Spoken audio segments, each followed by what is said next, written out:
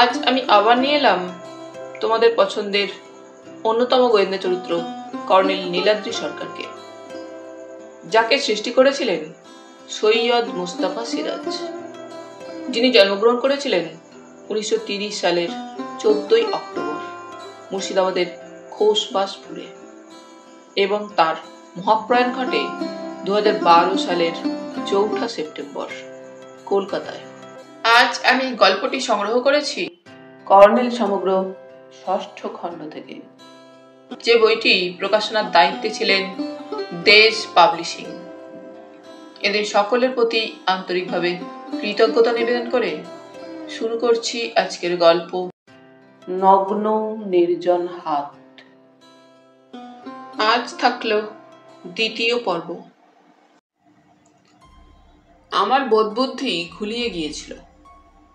Jeweller Haranath চন্দ্রের আচরণ তো ভারী অদ্ভুত। ইন্দ্রজিৎ এক সময় ওর অ্যাকাউন্ট্যান্ট ছিল এবং গত মাসে উনি পরমেশের কাছে খোঁজ নিতে এসেছিলেন ইন্দ্রজিৎ কলকাতা ফিরেছে কিনা। অথচ এসব কথা বেমালুম চেপে গেলেন কর্নেলের কাছে। দৈনিক সত্যসেবক পত্রিকায় ইন্দ্রজিতের ছবি দেখে তাকে শঙ্কর হাজরা বলে শনাক্ত করা একটা অদ্ভুত মিথ্যা। আরও রহস্যময় শেখ জুবাইর আল সাবাকে হরনাথের সত্য গোপন। এদিকে ইন্দ্রজিৎও আমাকে মিথ্যা বলেছিল। তার জ্যাঠামশাইয়ের ছেলে মেয়ে আছে এবং তারা নাকি বাইরে থাকে, অথচ তার জ্যাঠামশাই চিরকুমার। ডিসিডিডি অরিজিৎ লাহিড়ী কর্নেলের কাছে বিদায় নিয়ে চলে গিয়েছিলেন নিজের দপ্তরে। কর্নেলের সঙ্গে তার অ্যাপার্টমেন্টে ফিরে উত্তেজিতভাবে বললাম, এখনই চন্দ্রকে পাকড়াও করা দরকার। শেখ সাহেবকেও ওর মুখোশ ফাঁস করে দিন। কর্নেল চোখ বুজে চুরুট টানছিলেন, শুধু বললেন,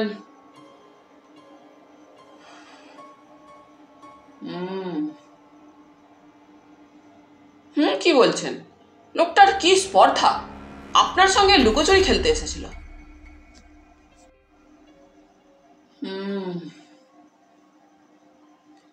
খাপ্পা হয়ে বললাম, কি খালি হু হু করছেন? হরণচন্দ্র শেখ সাহেবের সঙ্গে প্রতারণা করছে, বুঝতে পারছেন না? কর্নেল হাসলেন। তা পারছি ডার্লিং, তবে হরনাথচন্দ্র আমার সুপরিচিত, সেটাই যত সমস্যা। হরনাথই ইন্দ্রজিৎকে লোক দিয়ে খুন করিয়েছে, ইন্দ্রজিতের ঘর থেকে মুক্তগুলো হাতিয়েছে। লে লুল্লু। অবাক হয়ে বললাম, তার মানে? তুমি ত্রৈলোক্যনাথের উপন্যাস পড়নি জয়ন্ত?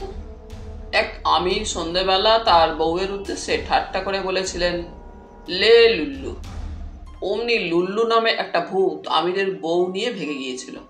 আমাদের এই শেখ সাহেবও একজন আমির লোক, তার মুখে লুল্লু না হলেও লুলু শুনেছি।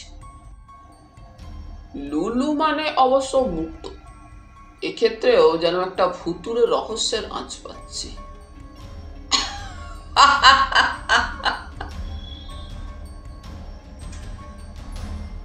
কর্নেল নীলাদ্রি সরকার তার বিখ্যাত অট্টহাসি হাসলেন। ষষ্ঠীচরণ যথারীতি পর্দার ফাঁকে মুখ বাড়ালো। কর্নেল তার দিকে হঠাৎ চোখ কটমটিয়ে বললেন, জয়ন্তের এবেলা লাঞ্চের নেমন্তন্ন। আগে বাবা মশাই সব রেডি বলে ষষ্ঠীচরণ অদৃশ্য হলো। বললাম, হরনাথচন্দ্রকে মুখোমুখি জোচ্চর না বলা পর্যন্ত আপনার লাঞ্চ আমার হজম হবে না বস। কর্নেল আসতে বললেন, অরিজিৎকে বলেছি হরনাথবাবুকে খুঁজে বের করতে। খুঁজে বের করার কি আছে? তার দোকান আছে, বাড়ি আছে, শেখ সাহেবের হোটেলের ঠিকানাও নিশ্চয়ই আপনার কাছে আছে। তাছাড়া আপনি প্রাইভেট ডিটেকটিভ হালদার মশাইয়ের কাছে ওদের পাঠিয়েছেন। হালদার মশাইকে আবার টেলিফোনে। আমার কথা থেমে গেল। ডোরবেলে টুংটাং বাজনায়। কর্নেল হাঁকলেন, ষষ্ঠী। ষষ্ঠী যাকে নিয়ে এলো সে সুপর্ণা ওরফে মিমির মতোই আর এক বিষাদ প্রতিমা, কিন্তু মিমির চেয়ে স্মার্ট, ফর্সা এবং রূপসী। বোঝা যাচ্ছিল সাজগোজ করে প্রসাদিত লাবণ্য নিয়েই সে বাড়ি থেকে বেরিয়েছিল। হঠাৎ কোনো আকস্মিক ঘটনায় বিচলিত হয়ে এই বৃদ্ধ রহস্যভেদীর কাছে ছুটে এসেছে।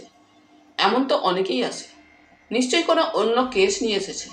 কিন্তু সে আমাকে অবাক করে ভাঙা গলায় বলে উঠল, মিমি আপনার ঠিকানা দিলেও কর্নেল সরকার, আমি আপনার সাহায্য চাই।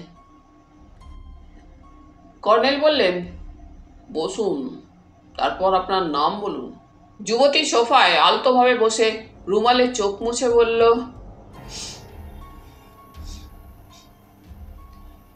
আমার নাম বনানী সেন, শ্যামপুকুর এরিয়ায় থাকি। মিমি আমার সঙ্গে সেন্ট পলসে পড়তো, সেই থেকে ওর সঙ্গে চেনা জানা। বুঝেছি, আপনি কি ব্যাপারে আমার সাহায্য চান? বনানী আসতে বলল, আমাকে তুমি বলুন। বেশ, বলো। আমি ইন্দ্রের ব্যাপারে আপনার কাছে এসেছি। বনানী কথাটা বলার পর একটু চুপ করে থাকলো, তারপর শ্বাস ছেড়ে বলল, আগাগোড়া ব্যাকগ্রাউন্ডটা খুলে বলা দরকার। গত রাতে ইন্দ্র আমাকে মহাজাতি সদনে ম্যাজিক শোতে নিয়ে গিয়েছিল। শো শেষ হওয়ার পর ফিরে ওকে হারিয়ে ফেললাম। অনেক খুঁজে রাগ করে বাড়ি ফিরে এলাম।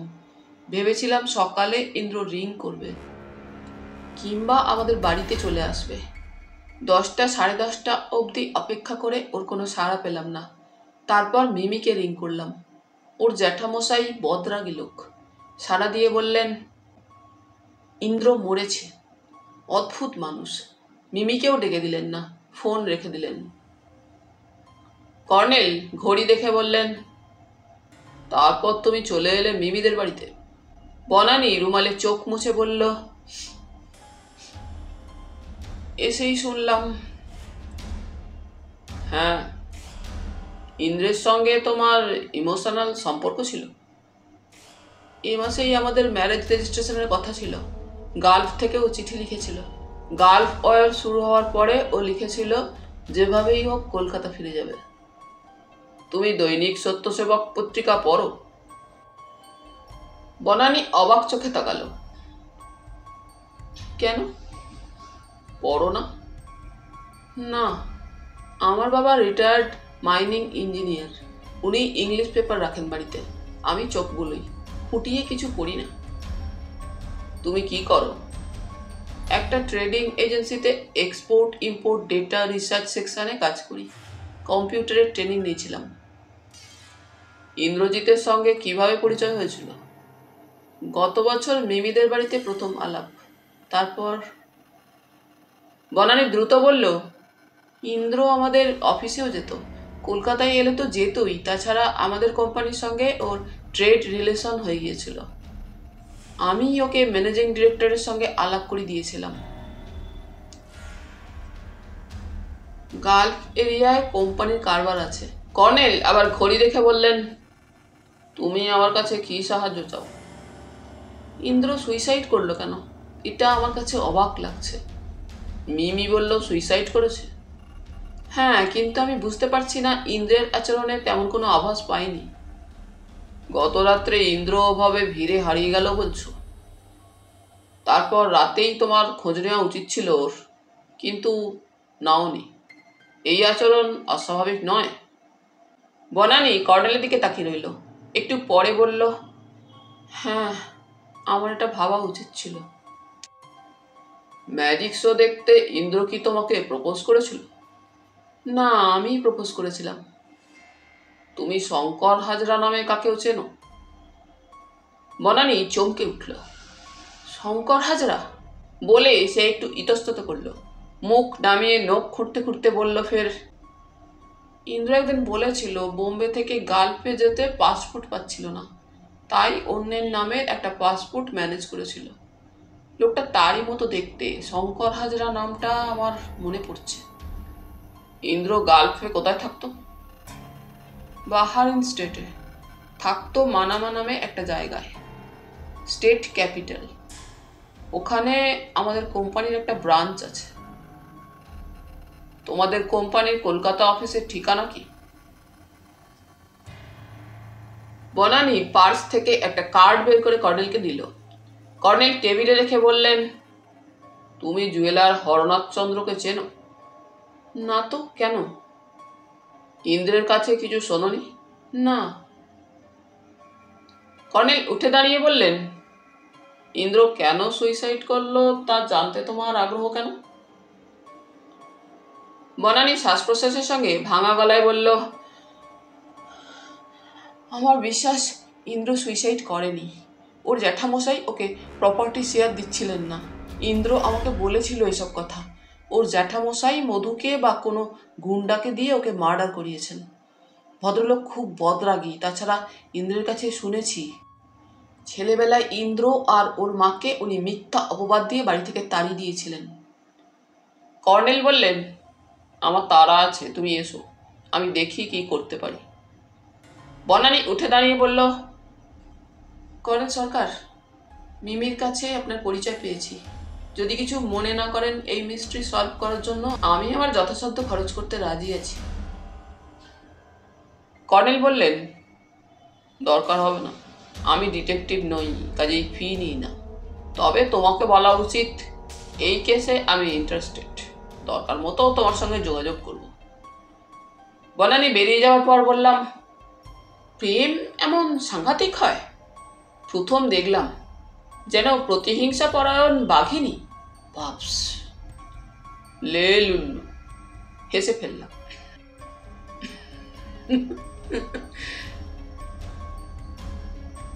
আবার তৈলক্যনাথের ভূতটাকে লেলি দিচ্ছেন কেন? কর্নেল কার্ডটা তুলে আমাকে দিয়ে বললেন, লুলু এবং লুলু ভূত এই কেসে একাকার হয়ে গেছে ডার্লিং। কার্ডটা দেখে বললাম, আশ্চর্য তো, বনানী সেন রিসার্চ অ্যাসিস্ট্যান্ট। মহাবীর ট্রেডিং এজেন্সির এই ডেটা রিসার্চ সেকশনটা দেখছি পার্ল উইংয়ের। গালফ এরিয়ায় প্রাকৃতিক মুক্ত প্রচুর মেলে। বছরে কত প্রোডাকশন হয়, বাজার দরের ওঠানামা, রপ্তানি ইত্যাদি ব্যাপারে এই এজেন্সি মনে হচ্ছে নিয়মিত তথ্য সংগ্রহ করে। কর্নেল চুরুট ঘষটে নিভিয়ে অ্যাস্ট্রোতে রাখলেন। ফের বললেন, মানুষের এই স্বভাব জয়ন্ত, তোমাকে বরাবর বলে আসছে, আমরা জানি না যে আমরা কি জানি। বনানী জানে না যে সে কি জানে। যাই হোক, লাঞ্চ সেরে নি। ষষ্ঠী, আমরা খাবো। ডাইনিং থেকে ষষ্ঠীচরণের সাড়া এলো, সব রেডি বাবা মশাই। ঠিক তখনই আবার ডোরবেল বাজে। কর্নেল বিরক্ত হয়ে হাঁকলেন, ষষ্ঠী। তারপর দেখলাম হন্তদন্ত শেখ জুবাইর আল সাবা ঘরে ঢুকে ধপাস করে সোফায় বসে মাতৃভাষায় কয়েকটা শব্দ সগর্জনে আওড়ালেন।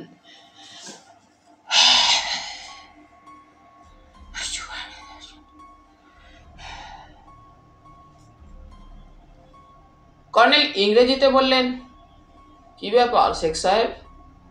শেখ সাহেব ইংরেজিতে বললেন, সাংঘাতিক ঘটনা। মিস্টার চন্দ্রকে দুটো লোক জোর করে তাঁরই গাড়িতে তুলে নিয়ে গেল। আর আপনার ওই গোয়েন্দা লোকটি বদ্ধ পাগল, গাড়িটার পেছনে দৌড়ে বেপাত্তা হয়ে গেলেন। বলেন কি, কোথায়? শেখ সাহেব হাঁসফাঁস করে বললেন, গোয়েন্দা লোকটিকে সব বলে আমরা রাস্তায় নেমেছি, উনিও বিদায় নিতে নেমেছেন। মিস্টার চন্দ্র গাড়িতে উঠে স্টিয়ারিংয়ে বসেছেন। আমি গাড়িতে উঠতে যাচ্ছি, হঠাৎ একটা ডাকু গাড়ির দরজা খুলে মিস্টার চন্দ্রের গলায় ফায়ার আর্মসের নল ঠেকিয়ে সরে বসতে বলল। তারপর নিজে স্টিয়ারিং ধরে গাড়ি স্টার্ট দিল। আরেকটা ডাকু পিছনের সিটে উঠে বসলো। তারপর গাড়িটা জোরে বেরিয়ে গেল। কয়েক সেকেন্ডের ঘটনা, আমি হতভম্ব। গোয়েন্দা লোকটি বোকার মতো পেছনে দৌড়ে গেলেন। রাস্তার লোকেরা কেউ কিছু বুঝতেই পারল না। আজও দেশ বটে। আমি চুপচাপ কেটে পড়লাম। একটা ট্যাক্সিও পাওয়া যায় না। হিস, গরিব গল্প। আপনি কি পায়ে হেঁটে এলেন তাহলে? শেখ সাহেব দুহাত নেড়ে বললেন, লা লা, না না, ট্যাক্সি পেলাম, বেশি টাকা দিলাম, কিন্তু এখন কি ভয়ঙ্কর ঘটনা দেখুন তাহলে। আমার দেশ হলে এতক্ষণ কতগুলো গর্দান পড়ে যেত। কর্নেল টেলিফোনের দিকে এগিয়ে গেলেন। শেখ সাহেবের ফোঁস ফোঁস শ্বাসের শব্দে ঘরে ঝড় বয়ে যাচ্ছিল। আরবের মরু ঝড় সাইমুম বলা চলে। শেখ সাহেবকে বুঝিয়ে সুঝিয়ে আশ্বস্ত করে কর্নেল হোটেলে পাঠিয়ে দিলেন। উনি উঠেছেন চৌরঙ্গি এলাকার অভিজাত হোটেল কন্টিনেন্টালে। সুইট নাম্বার এবং স্বদেশের ঠিকানা লেখা কার্ড রেখে গিয়েছিলেন আরব মুক্ত ব্যবসায়ী। ভাবে ভাবে বোঝা যাচ্ছিল হারানো মুক্ত উদ্ধারের চেয়ে এদেশে কয়েকটি গর্দান ফেলতে পারলেই যেন উনি খুশি। লাঞ্চ খেতে বসে কর্নেলকে কয়েকটি প্রশ্ন ছুড়ে কোনো জবাব পেলাম না। অবশ্য কর্নেল বরাবর পরামর্শ দিয়ে থাকেন, খাওয়ার সময় কথা বলা মোটেও উচিত নয়। প্রথম কারণ, খাদ্যের প্রকৃত স্বাদ পাওয়া যায় না। দ্বিতীয় কারণ, খাদ্য শ্বাসনালীতে আটকে যেতে পারে। ড্রয়িং রুমে ফিরে উনি ইজি চেয়ারে বসলেন এবং চুরুট ধরিয়ে যথারীতি চোখ বুঝলেন। আমি সোফায় পা ছড়িয়ে আধশোয়া ভঙ্গিতে সিগারেট ধরালাম। বঙ্গীয় সনাতন আচার অনুসারে ভাত ঘুমের প্রতি আমার আসক্তি আছে। কেটে গেল টেলিফোনের বিরক্তিকর শব্দে। চোখ খুলে দেখলাম কর্নেল ফোন তুলেছেন। বলছি। তুমি ঠিকই ধরেছিলে। বলো কি? হুইস্কিতে? That's right. কি নাম বললে? কুঞ্জনাথ। সৎ ভাই? ওর রিয়াকশন কি? বুঝতে পারছি। হ্যাঁ, হালদার মশাই, ঠিক আছে, রাখছি। টেলিফোন রেখে কর্নেল আমার দিকে ঘুরলেন, বললেন, অরিজিৎকে জোর লড়িয়ে দিয়েছি। পোস্টমর্টেমের প্রাইমারি রিপোর্টে জানা গেছে ইন্দ্রজিৎ যে হুইস্কি খাচ্ছিল তাতে নার্কোটিক্স মেশানো ছিল, কিন্তু খুনি বেশি সময় নিতে চায়নি, তাই ক্লোরোফর্ম প্রয়োগ করে। তারপর মাফলারের ফাঁসে শ্বাস আটকে ওকে মেরে ঝুলিয়ে দেয়। শুধু একটা খটকা থেকে যাচ্ছে, একজনের পক্ষে ইন্দ্রজিতের বডি ওভাবে ঝুলানো সম্ভব হতে পারে না, যদি না খুনি কোনো দৈত্য দানব হয়। কাজেই কমপক্ষে তার একজন সহকারী ছিল। বললাম, ফোনে কুঞ্জনাথ বলছিলেন, কে সে? জুয়েলার চন্দ্র ব্রাদার্সের দ্বিতীয় পার্টনার, হরনাথ বাবুর ছোট ভাই, কিন্তু সৎ ভাই। কর্নেল হাসলেন। নিভে যাওয়া চুরুট জেলে ফের বললেন, হালদার মশাই কিডন্যাপারদের তাড়া করে সেন্ট্রাল অ্যাভিনিউয়ের মোড়ে গাড়ির বোনেটের ওপর ওঠার চেষ্টা করেছিলেন। পড়ে গিয়ে সামান্য চোট খেয়েছেন। তারপর বউবাজারের চন্দ্র ব্রাদার্সের দোকানে ছুটে যান। সেখানে কুঞ্জনাথ বাবুকে সব বলেন। তারপর দুজনে থানায় যান। তাহলে দেখা যাচ্ছে শেখ সাহেব আর হরনাথ বাবুকে কারা ফলো করে এসেছিল, কিন্তু হরনাথ বাবুকে কিডন্যাপ করলো কেন? তুমি একটু ভেবেচিন্তে বলো। এই প্রশ্নের উত্তর পেয়ে যেতেও পারো। আবার একটা সিগারেট ধরিয়ে বললাম, হরনাথ বাবু যে ভাড়াটে খুনি দিয়ে ইন্দ্রজিৎকে খুন করে মুক্ত হাতিয়েছেন, সেই হরনাথ বাবুকে কিডন্যাপ করেছে মুক্ত আদায়ের লোভে। কর্নেল চোখ বুজে দুলতে দুলতে বললেন, এও একটা পয়েন্ট। উৎসাহে চাঙ্গা হয়ে বললাম, কিন্তু কর্নেল, খুনির একজন সহকারী থাকার কথা বললেন, সেই লোকটা মধু নয় তো? কর্নেল একই সুরে বললেন, এও একটা পয়েন্ট। পুলিশকে বললেন মধুকে অ্যারেস্ট করে জেরা করুক। পুলিশ যা করবে তা তাদের নিজের পদ্ধতি। আমি পুলিশকে হুকুম করার কে? তুমি বরং হোটেল কন্টিনেন্টালে শেখ সাহেবকে রিং করো। উনি ফিরেই রিং করবেন বলেছেন। করছেন না কেন জানা দরকার। কর্নেল শেখ সাহেবের কার্ড দিলেন। ডায়াল করে সাড়া পেলাম। কোমল এবং প্রেমিকা সুলভ কণ্ঠস্বর। বললাম, please put me to suite number 201। Your name please? Joyanta Chowdhury, cross the daily Satyaseba পত্রিকা। Please hold on. একটু পরেই শেখ সাহেবের গর্জন ভেসে এলো, কে? করেন কল। নিশ্চয়ই কদর্য গালাগালি। শেখ জুবাইর আল সাবা, আমি জয়ন্ত চৌধুরী বলছি। কর্নেল নীলাদ্রি সরকার আপনার জন্য উদ্বিগ্ন। কর্নেল সরকারকে বলুন আমি নিরাপদে পৌঁছেছি। এদেশের ডাকুরা আমার কাছে খরগোশের বাচ্চা। আপনার রিং করে জানানোর কথা ছিল। ভুলে গিয়েছিলাম, দুঃখিত। কর্নেল সরকারের সঙ্গে কথা বলুন। দরকার হলে বলবো, এখন আমি ব্যস্ত। সেই প্রাইভেট ডিটেকটিভের সঙ্গে আলোচনা করছি, ধন্যবাদ। শেখ সাহেব ফোন রেখে দিলেন। অদ্ভুত লোক তো। তবে হাসি পেল।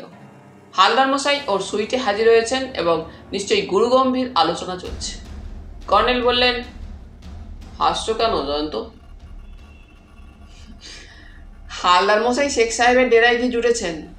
আবার কি কেলেঙ্কারি ঘটে যাবে কে জানে। আপাতত তেমন কিছু ঘটবে বলে মনে হয় না। শেখ সাহেবের কোনো বিপদ ঘটারও চান্স নেই। কেন নেই? হারানো মুক্ত উনি যতক্ষণ না ফিরে পাচ্ছেন ততক্ষণ উনি নিরাপদ। তাছাড়া উনি এ ব্যাপারে পুলিশকে এড়িয়ে চলেছেন। কাজেই ওকে নিয়ে কারো কোনো ঝক্কি নেই। উনি আপনার কাছে এসেছিলেন, খুনিরা এটা টের পেয়ে গেছে। তাতে কি? কেস তো নিয়েছেন প্রাইভেট ডিটেকটিভ হালদার মশাই। খুনি যেই হোক, সে হালদার মশাইকে তত পরোয়া করে না। তাহলে ওর এজেন্সির কাছে ওর চোখের সামনে হরনাথ চন্দ্রকে কিডন্যাপ করার সাহস পেত না। কর্নেল ঘড়ি দেখে উঠে দাঁড়ালেন। আপন মনে বললেন, সময় বড় দ্রুতগামী। বলে ভেতরে চলে গেলেন। একটু পরে পোশাক বদলে বেরিয়ে এলেন। চলো জয়ন্ত, বেরোনো যাক। গোয়েন্দাগিরিতে? কর্নেল হাসলেন। না, পরমেশবাবুর বাড়িতে একটা দুর্লভ প্রজাতির অর্কিড লক্ষ্য করেছে। বেচারা আধমরা অবস্থায় পাথরের ফাঁকে পড়ে আছে। একটা ফোয়ারার গায়ে পাথরের খুদে কৃত্রিম পাহাড় ছিল এক সময়। এখন আগাছায় ঢাকা পড়েছে। বেচারাকে উদ্ধার করা উচিত। এবারও শর্টকাটে অলিগলি ঘুরে সেই বাড়ির সামনে পৌঁছলাম। গেট আগের মতোই ভেতর থেকে তালা বন্ধ। হর্ন শুনে মধু এসে তালা খুলে দিল।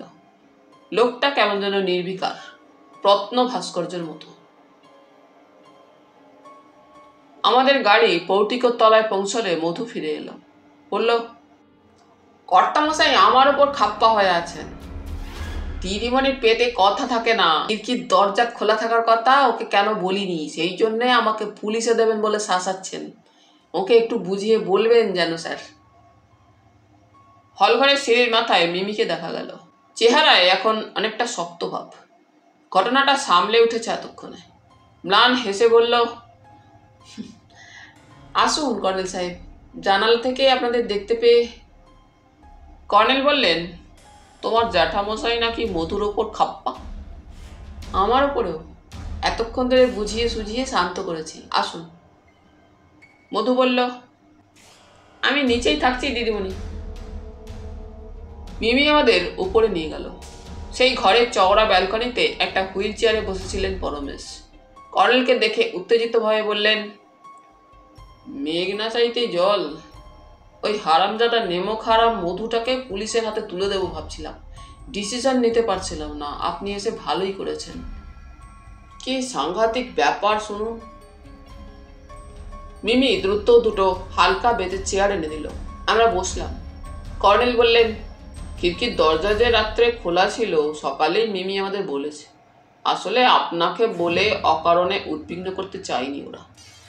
তাছাড়া যা হবার হয়ে গেছে। এখন ও নিয়ে আর মাথা ঘামিয়ে লাভ নেই। পুলিশকে এটা জানানো উচিত। তাহলে আমি সময় মতো জানাবো, ভাববেন না। মিমি, কর্নেল সাহেবের জন্য কফি। কর্নেল হাত তুলে বললেন, একটু পরে। আপাতত যে জন্য এসেছি বলি। আপনার বাগানের ফোয়ারার ধারে একটা অর্কিড পেয়েছি। আপনি তো জানেন আমি অর্কিড লোভী। পরমেশ হাসবার চেষ্টা করে বললেন, আমিও তাই ছিলাম। এখন সবই অতীতের মিথ্যা স্মৃতি।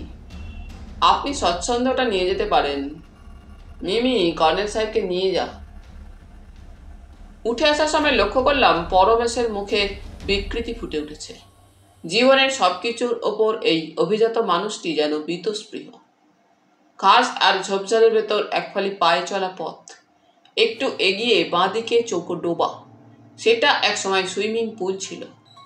বর্মি বাসে ঝাড় পেরিয়ে গিয়ে পোড়ো ফোয়ারা দেখতে পেলাম। গোলাকার বিরাট চৌবাচ্চার তলায় জল শুকিয়ে কাদা আর শ্যাওলা জমে আছে। মধ্যিখানে ফুট 10-12 উঁচু টুকরো কালো পাথরের ঢিবি। পাথরের ফাঁকে ঝোপঝাড় উলু ঘাস গজিয়েছে। কর্নেল চৌবাচ্চা ডিঙিয়ে ঢিবিতে গেলেন। তারপর পাথরের ফাঁক থেকে বিবর্ণ একটা অর্কিড উপড়ে তুললেন। বললেন, অর্কিডের প্রাণ শক্তি। কাজেই শিগগির একটা রং ফিরে পাবে। আশা করি এপ্রিলেই ফুল ফোটাতে পারবে। মিমি অবাক চোখে দেখছিল, বলল, আমি কিন্তু এটা লক্ষ্যই করিনি। কর্নেল এসে বললেন, চলো খিড়কির দরজাটা একটু দেখে যাই। ঝোপঝাড়ের ভেতর পায়ে চলা পথটা বেঁকে গেছে। আবর্জনার দুর্গন্ধ নাকে এসে ঝাপটা দিল। নাকে রুমাল গুঁজে আমি দাঁড়িয়ে রইলাম। কর্নেলকে মিমি নিয়ে গেল দরজাটার দিকে। ভাবছিলাম, এই জঙ্গল এরা সাফ করে না কেন? চোর ডাকাত দিন দুপুরে দিব্যি এখানে গা ঢাকা দিয়ে ওত পেতে থাকতে পারে। মধু লোকটাকে দেখে কুঁড়ের রাজা মনে হয়, কিন্তু মিমির তো এসব ব্যাপারে লক্ষ্য রাখা উচিত। ঝোপের ফাঁকে দেখা যাচ্ছিল কর্নেল খিড়কির দরজা খুঁজছেন, তারপর ওদিকে অদৃশ্য হলেন। মিমিও আমার মতো নাকে আঁচল গুঁজে দরজার কাছে দাঁড়িয়ে রইল। আলো কমে এসেছে। আমার বাদিকে একটা করবী ঝোপ আগাছার গুহ থেকে মাথা তুলে কষ্টে দাঁড়িয়ে আছে। করবীটি কি ফুল ফোটাতে পারে? হায়, হয়তো এই পরিবেশ আমাকে এ ধরনের চিন্তা এনে দিচ্ছিল। পুরোনো আমলের বর্ণাঢ্য এবং সাজানো গোছানো ফুল বাগিচা, ফোয়ারা, সুইমিং পুল, হয়তো টেনিস লগ্ন ছিল। এইসব দৃশ্য কল্পনা করছিলাম। হঠাৎ চোখে পড়ল করবী ঝোপের তলায় দলা পাকানো একটা কাগজ পড়ে আছে।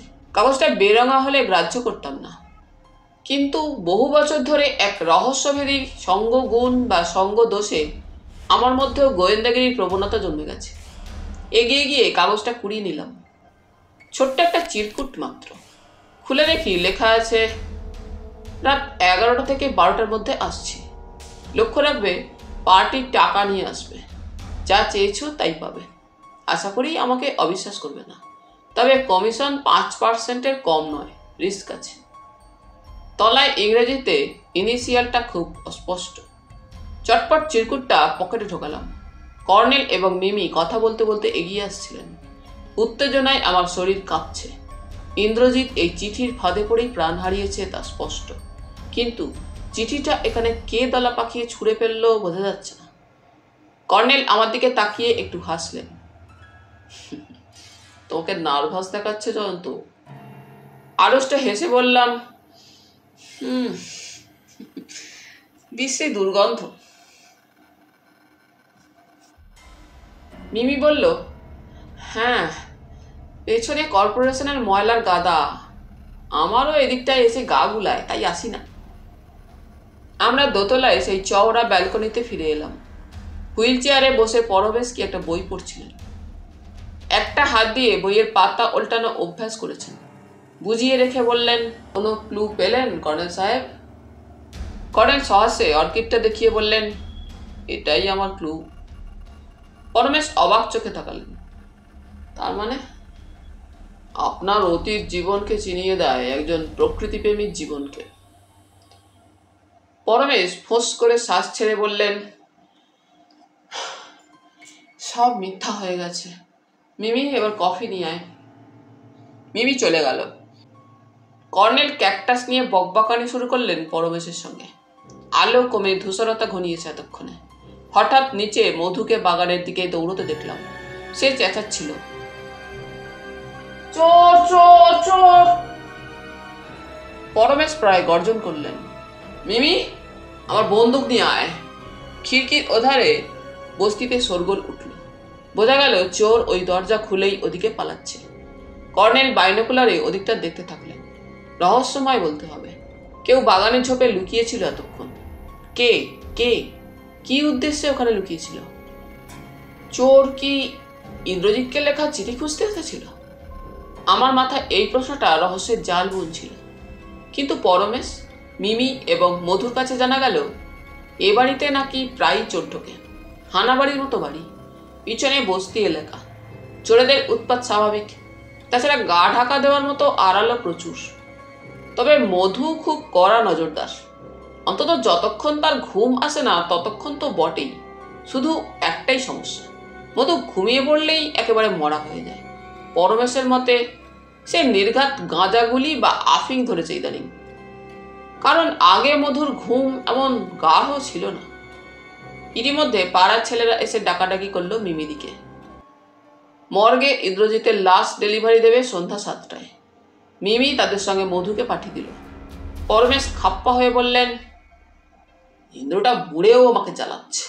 মঠ থেকে লাশ আনো, শ্মশানে যাও। মিমি, গেটের তালা এঁটে দিয়েছিস তো? কর্নেল উঠে দাঁড়ালেন। চলি পরমেশ বাবু। পরমেশ বললেন, হ্যাঁ, আপনাকে আর কষ্ট দিতে চাইনি। আমার শরীরও কেমন করছে, কিছুক্ষণ চুপচাপ শুয়ে থাকবো। মিমি গেটের তালা খুলতে নিচে নামলো। বলল, জ্যাঠামশাই পাড়ার কারো সঙ্গে মেশেন না, তাই আমাকেই সবার সঙ্গে ভাব রেখে চলতে হয়। ক্লাবের ছেলেদের আমি হাতে রেখেছি, আপদে বিপদে তারাই ছুটে আসে। তারা না থাকলে কি হতো ভাবুন। ইন্দ্রদার বডি মর্গ থেকে ডেলিভারি নেওয়া, শ্মশানে যাওয়া, জ্যাঠামশাই তো এসব কথা ভাবেন না। আমাদের গাড়ি গেট দিয়ে বেরোবার সময় দেখলুম গেটের পাশে দাঁড়িয়ে এক যুবক সিগারেট টানছে। সে ডাকল, মিমি। মিমি বলল, গৌরদা, তুমি ওদের সঙ্গে যাওনি? সে কি বলল শোনা গেল না। বড় রাস্তায় পৌঁছে বললাম, মিমির প্রেমিক, বাজি রেখে বলতে পারি। বৃদ্ধ রহস্যভেদী শুধু বললেন, রাস্তায় যেতে যেতে সেই চিঠিটা গুঁজে দিলাম কর্নেলের হাতে। ড্যাশবোর্ডের আলোয় চিঠিটা পড়ে উনি সহাস্যে বললেন, বাহ, তুমি একজন খাঁটি গোয়েন্দার কাজ করেছো ডার্লিং। সত্যি বলতে কি, এই ধরনের কোনো ক্লু খুঁজতেই আমি এসেছিলাম, কিন্তু আমার ধারণা ছিল এই অর্কিডটার কাছেই তেমন কিছু পেয়ে যাব। বলে যত্নে হাতে রাখা ম্রিয়মান অর্কিডটা তুলে ধরলেন। একটু অবাক হয়ে বললাম, আপনি জানতেন এমন একটা চিঠি? বাধা দিয়ে কর্নেল বললেন, চিঠি বলিনি, কোনো ক্লু। কিসের ক্লু? ইন্দ্রজিতের সঙ্গে কারোর নৈশ অ্যাপার্টমেন্টের।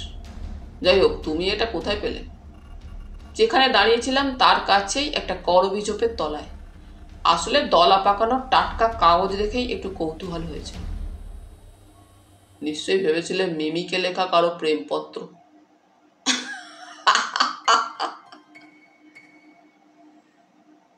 কর্নেল হা হা করে হাসলেন। বললাম, আমি মোটেও প্রেমপত্রের কথা ভাবিনি, কিন্তু আপনি এই অর্কিডের কাছে এমন কিছু থাকার কথা কেন ভেবেছিলেন? কর্নেল হঠাৎ গুম হয়ে গেলেন। একটু পরে বললেন, জানি না, বরাবর আমার এটা হয়। কোনো রহস্যময় ঘটনার পর কোথাও অর্কিড বা ক্যাকটাস দেখতে পেলেই মনে হয় ওরা আমাকে কোনো ক্লু দেয়ও। আসলে আমার প্রতিপক্ষ কিংবা কোনো গুপ্ত হিতৈষী আমার এই স্বভাবটা জানে আমি অর্কিড বা ক্যাকটাস দেখলেই সেখানে ছুটে যাব। তবে মজাটা হলো, প্রতিপক্ষ ক্লু দেয় ভুল পথে ছোটাতে, আর গুপ্ত হিতৈষী দেয় সঠিক পথের খোঁজ। শুধু বুঝতে পারছি না এক্ষেত্রে তোমার চোখে পড়ার মতো জায়গায় ক্লু রাখলো কেন? কি আশ্চর্য, কেউ কি জানতো আমি ঠিক ওখানেই দাঁড়াবো? কর্নেল নিভে যাওয়ার চুরুট জেলে বললেন,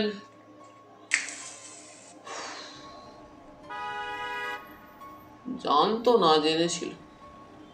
উফ, বড্ড হেয়ালি করছেন বস। তুমি ভুলে যাচ্ছ ও বাড়িতে তারপরেই মধু সো কল্ড চোর দেখতে পেল।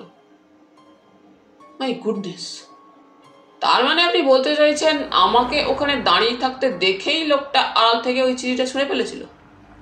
আপাত দৃষ্টে তাই মনে হচ্ছে, কিন্তু আমি একটু শব্দ শুনিনি। দলা পাকানো কাগজ পড়ারও একটা শব্দ হবে। বাতাস বইছিল, গাছপালায় শব্দ হচ্ছিল, তাই শুনতে পাওনি। চুপ করে গেলাম। আমি কি বোকা! তখন যদি একটু নজর রাখতাম চারিদিকে। কিছুক্ষণ পরে কর্নেলের বাড়ির লনে পৌঁছে বললাম, লোকটা আপনার স্বয়ং প্রতিপক্ষ না গুপ্ত হিতৈষী কর্নেল? কর্নেল গম্ভীর মুখে বললেন, এখনো জানি না। তিনতলার অ্যাপার্টমেন্টে ডোরবেলের সুইচ টেপার প্রায় সঙ্গে সঙ্গে ষষ্ঠীচরণ দরজা খুলে চাপা গলায় বলল, এক ভদ্রলোক এসেছেন।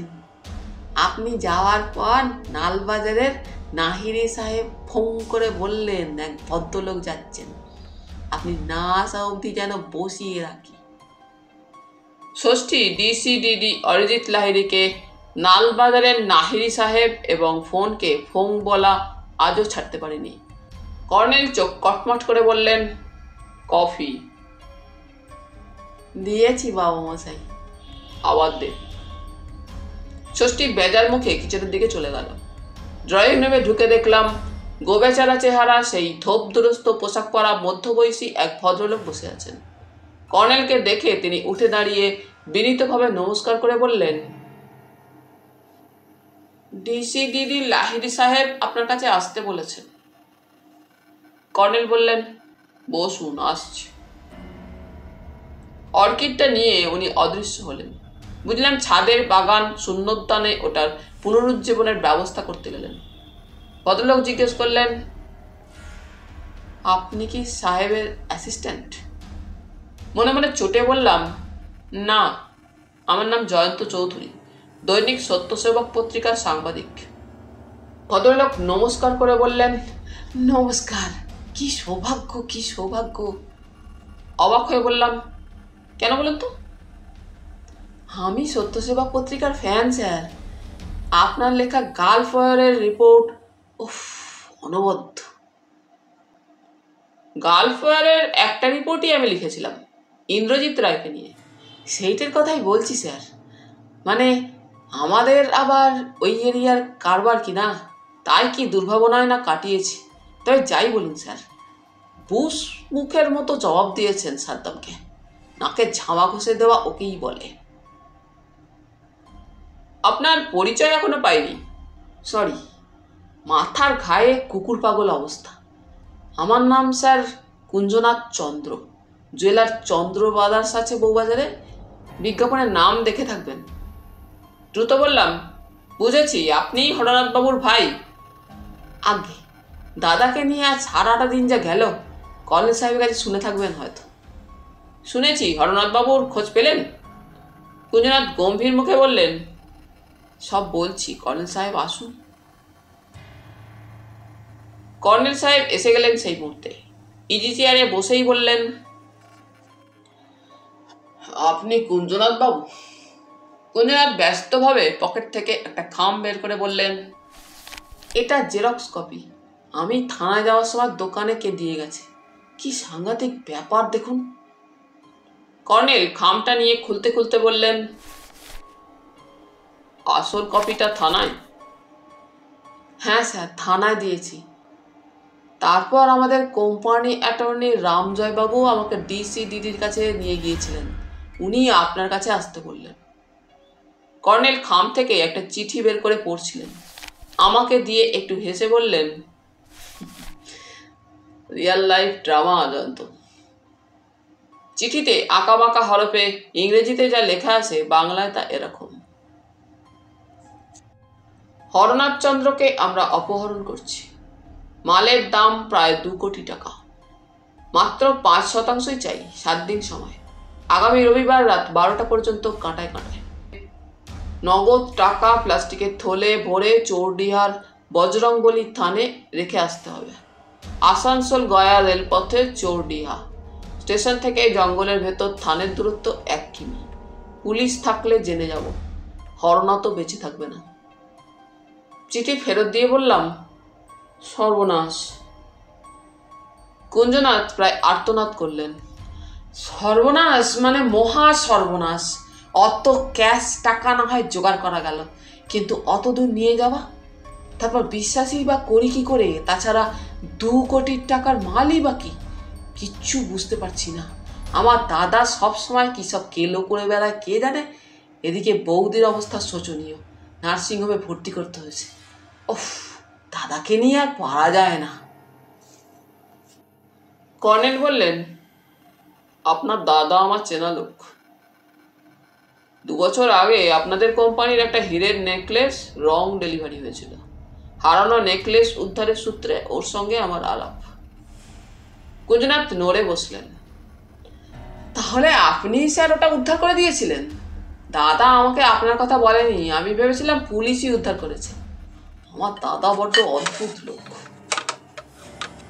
ষষ্ঠী কফি রেখে চলে গেল। কুঞ্জনাথ আর কফি খেলেন না। কর্নেল কফিতে চুমুক দিয়ে বললেন, কি করবেন ঠিক করেছেন কুঞ্জবাবু? কুঞ্জনাথ করুণ মুখে বললেন, ঠাকুরের আশীর্বাদে টাকা আমাদের হাতের ময়লা। ডিসি দিদি সাহেব বলেছেন, আপনি যা বলবেন তাই করব। যদি বলি টাকা দিয়ে দাদাকে উদ্ধার করে আনুন? কুঞ্জনাথ চমকে উঠলেন। ওরে বাবা, অত ক্যাশ নিয়ে আমি চোরের মুল্লুকে যাব? চোরডিহা নামেই বোঝা যাচ্ছে সাংঘাতিক জায়গা, তারপর জঙ্গলের ভেতর বজরংবলীর থান। রে বাবা, সঙ্গে সাহসী লোক পেলে আপনি যেতে রাজি? কুঞ্জনাথ গোল চোখে তাকিয়ে কথাটা যেন বাজিয়ে দেখলেন। সাহসী লোক? হ্যাঁ, সাহসী লোক। তেমন লোক পাচ্ছি কোথায়? আজকাল কাকেও বিশ্বাস করা যায় না।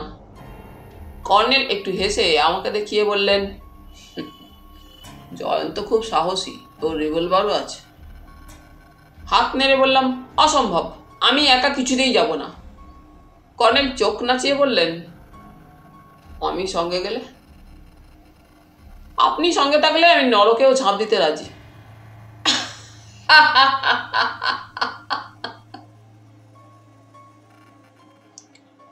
কর্নেল তার প্রসিদ্ধ অট্টহাসি হাসলেন। কুঞ্জনাথ আরো করুণ মুখে বললেন, টাকার ব্যাপারে আমি স্যার রেডি, কিন্তু বলছিলাম কি, দাদাকে কি অন্য কোনোভাবে বদমাশদের হাত থেকে উদ্ধার করতে পারবেন না? ডিসি সাহেব সেই রকমই আওয়াজ দিলেন বলেই। কর্নেল তাকে থামিয়ে বললেন, আচ্ছা কুঞ্জবাবু, মহাবীর ট্রেডিং এজেন্সির সঙ্গে আপনাদের কারবার আছে? কুঞ্জনাথ হকচকিয়ে গেলেন প্রথমে, তারপর সামলে নিয়ে আসতে বললেন, আছে। খুলেই বলি স্যার, ওরা গালফ থেকে মেটেরিয়াল সাপ্লাই করে, স্মাগলিং র্যাকেট আছে, নানা রকম জুয়েলস আমাদের হাতে এসে গয়নাগাটি হয়। গোল্ড, বিস্কিট আর পার্লি বেশি আসে। দয়া করে এসব কথা যেন পুলিশকে বলবেন না স্যার। পুলিশ জানলেও মুখ বুজে থাকবে। বড় বড় পলিটিক্যাল চাই আন্ডারগ্রাউন্ডের মুরব্বি। বোম্বের আন্ডারগ্রাউন্ডের খবর আমার চেয়ে আপনিই বেশি জানেন। পলিটিক্যাল পার্টি চাঁদা পেলেই খুশি। কুঞ্জনাথ হাসবার চেষ্টা করে বললেন, পার্টি ফান্ডে চাঁদা টাদা দাঁড়াই দেয়, ইলেকশনের সময় থোক টাকা দিতে হয়, বুঝতেই পারছেন কি অবস্থা। তবু পুলিশের হাঙ্গামা যে হয় না এমন নয়। আপনি বনানী সেনকে চেনেন? কুঞ্জনাথ আবার তেমনি গোল চোখে তাকিয়ে রইলেন, তারপর ফ্যাঁস ফ্যাঁসে গলায় বললেন, চিনি। সে দাদার নামে কিছু লাগিয়েছে নাকি স্যার? না। কর্নেল চুরুটের কেস থেকে একটা চুরুট বের করলেন, ফের বললেন, ইন্দ্রজিৎ রায় এক সময় আপনাদের অ্যাকাউন্ট্যান্ট ছিল, তাই না?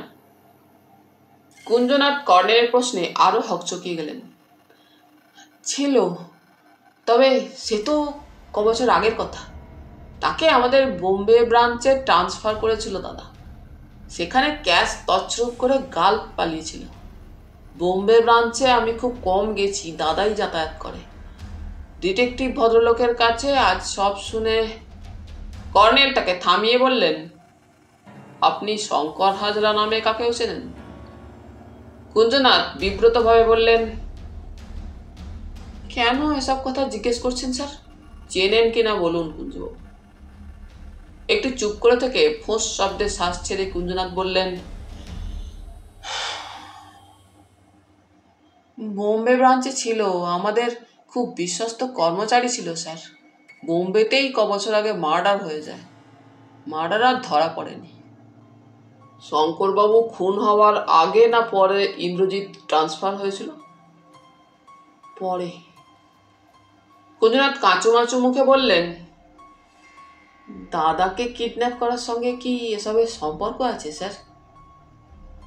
কর্নেল চুরুটের ধোঁয়ার মধ্যে বললেন,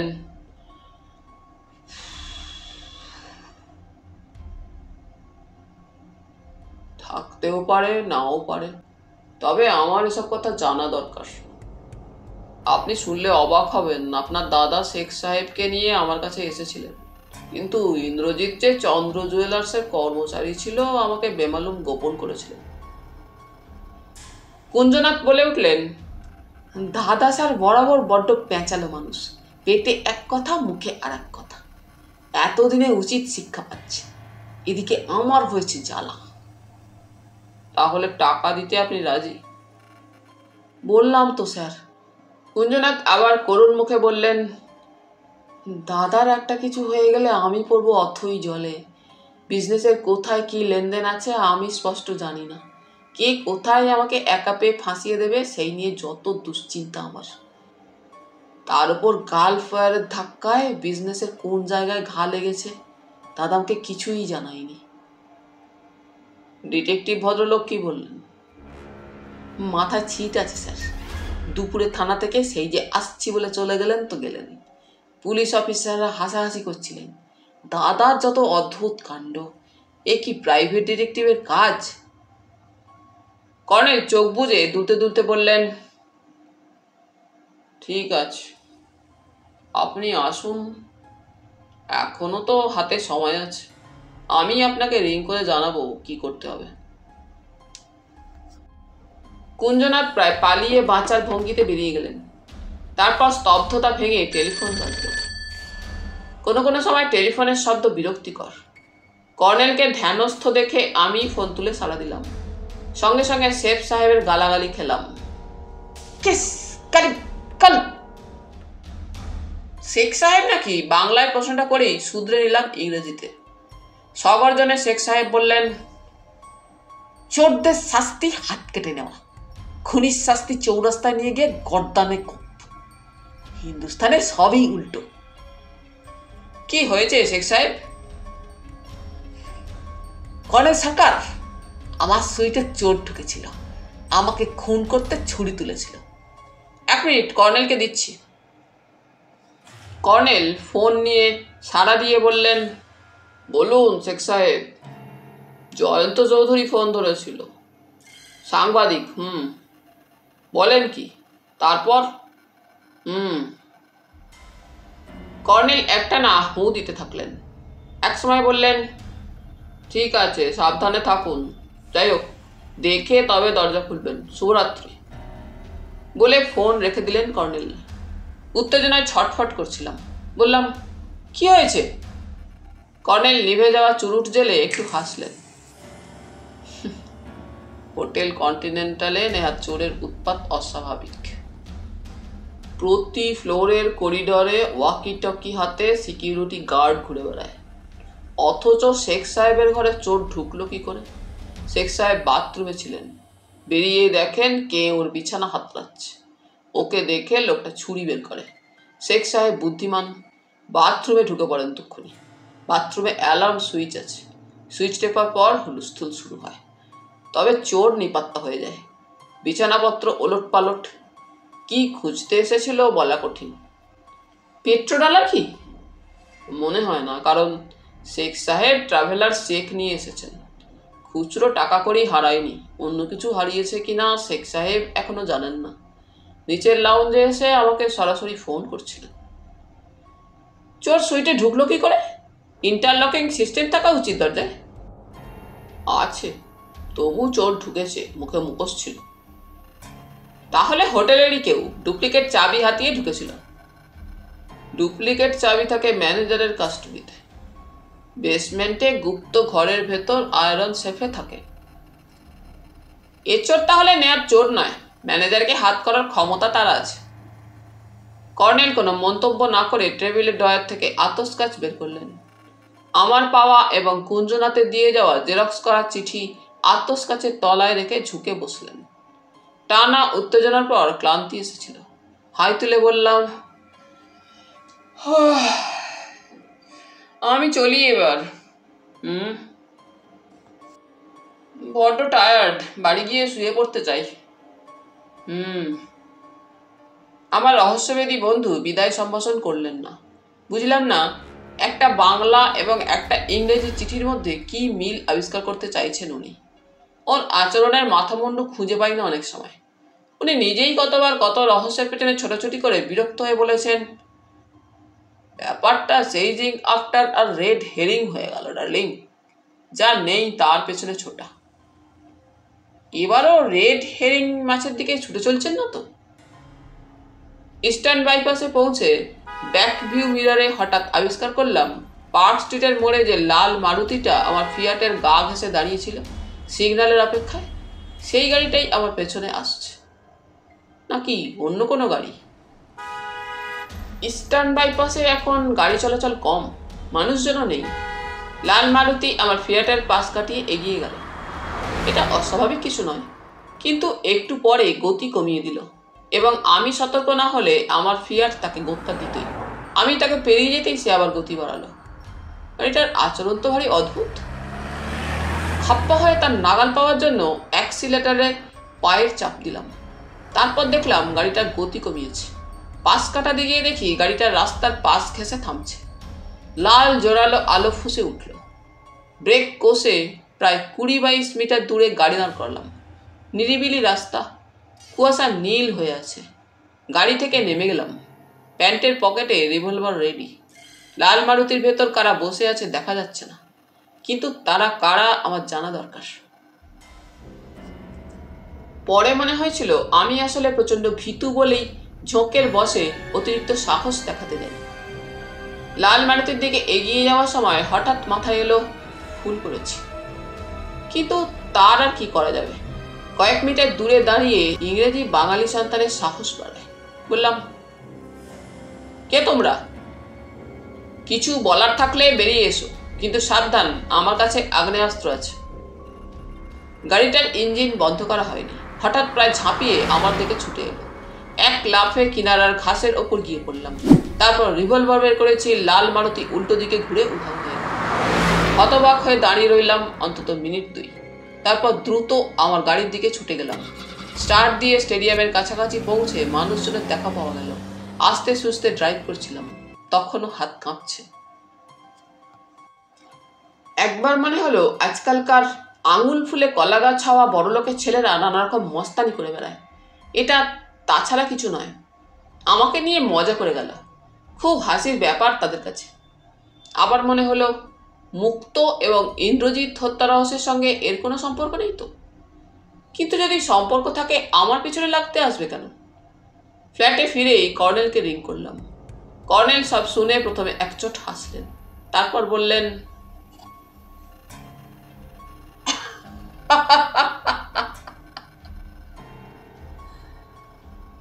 তোমার দুটো ধারণার যে কোনোটা সত্য, দ্যাট আই এগ্রি। তবে ইন্দ্রজিতের হত্যা রহস্যের সঙ্গে এর সম্পর্ক থাকলে বলবো প্রতিপক্ষ তোমার মাধ্যমে আমাকেই শাসিয়ে গেল। তার মানে সে বা তারা সরাসরি আমাকে ঘাঁটাতে সাহস পাচ্ছে না, কিংবা ঝুঁকি নিচ্ছে না।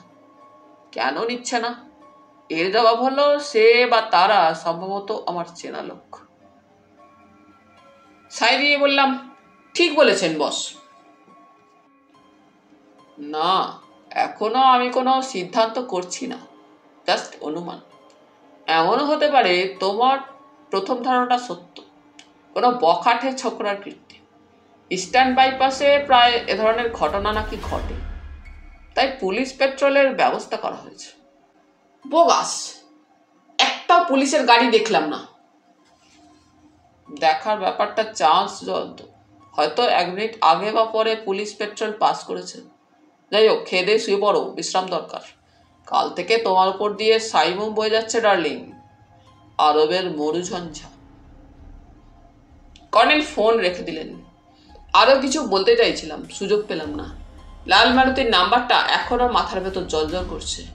ডায়েরিতে লিখে রাখা দরকার, কিন্তু লিখতে গিয়ে শেষ দুটো সংখ্যা নিয়ে গোলমালে পড়লাম। 67 বা 76। গোড়ার দুটো ঠিক আছে, কর্নেলের বাড়ির নাম্বার। কাজেই মাথায় বিঁধে গেছে, শেষ দুটো ঝামেলা বাঁধালো। ঠিক আছে, 67 এবং 76 দুটোই লেখা থাক। আশা করি দুটোই লাল রঙের গাড়ি হবে না। ঘুম ভাঙতে দেরি হয়েছিল। বাথরুম সেরে এসে পোশাক বদলাচ্ছি, টেলিফোন বাজল। কর্নেল ভেবে সাড়া দিলাম,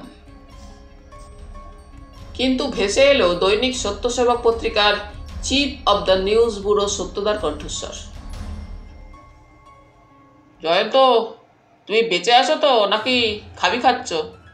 হ্যাঁ, তুমি বাইরে নিজেও ডুববে, আমাকেও। সত্যদার ম্যানারিজম। বললাম, কেন সকালবেলা অলক্ষণে কথাবার্তা সত্যদা? কি দোষ করেছি? আজকের কাগজ দেখেছ? না, এখনো দেখিনি। সব কাগজের স্টোরিটা দিল, আমরাই মিস করলাম। চিফ এডিটর এইমাত্র আমাকে রিং করে একচোট নিলেন, নেওয়া উচিত।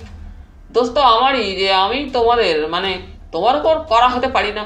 আশ্চর্য জয়ন্ত, যে এক্সক্লুসিভ স্টোরি আমরা 1 মাস আগে নিয়ে প্রেস্টিজের চূড়োয় উঠলাম, মায়েরই তুমি। ওহ, কোন স্টোরি সত্যদা? ন্যাকামি হচ্ছে? Gulf fire, Arabian nights, desert expedition. সত্যদার তর্জন গর্জন শোনা মাত্র বললাম, ইন্দ্রজিৎ রায় স্টোরি? আগে হ্যাঁ, কাল কলকাতায় সে খুন হয়েছে। কোথায় ছিলে তুমি? প্রেমিকার সঙ্গে ডুব মেরেছিলে? সরি সত্যদা, কাল থেকে আমি মরুঝড়ের বালির তলায় চাপা পড়েছি। মরুঝড়ি দেখো জয়ন্ত, যোগ করার মুড নেই মাই। এগেন সরি সত্যদা, কাল রাতে আমার উচিত ছিল অন্তত ফোনে স্টোরিটা দেওয়া, কিন্তু ওই যে বললাম মরুঝড়ের কথা, তার উপর লাল মারুতি। Set up! কাল তুমি অফিসে আসনি without any prior information. Casual লিভের রুলে বলে উইদিন 24 আওয়ার্সে। আমার রুল দেখাইও না। আমাদের এক্সক্লুসিভ স্টোরির হিরো মার্ডার হইয়া গেল, আমরা মিস করলাম। মরুঝড়, লাল মারুতি, কও কি? What is the missing of মরুঝড় অ্যান্ড লাল মারুতি? সত্যদা, চিফ এডিটরকে বলুন সুদে আসলে পুষিয়ে দেব। তোমার ইয়ারলি ইনক্রিমেন্ট স্টপ কইরা দিন। বেগতিক বুঝে বললাম, প্লিজ সত্যদা, কর্নেলকে রিং করে ব্যাকগ্রাউন্ড জেনে নিন। কারে? কর্নেল নীলাদ্রি সরকার। কও কি, ওই বুড়া রে? হ্যাঁ।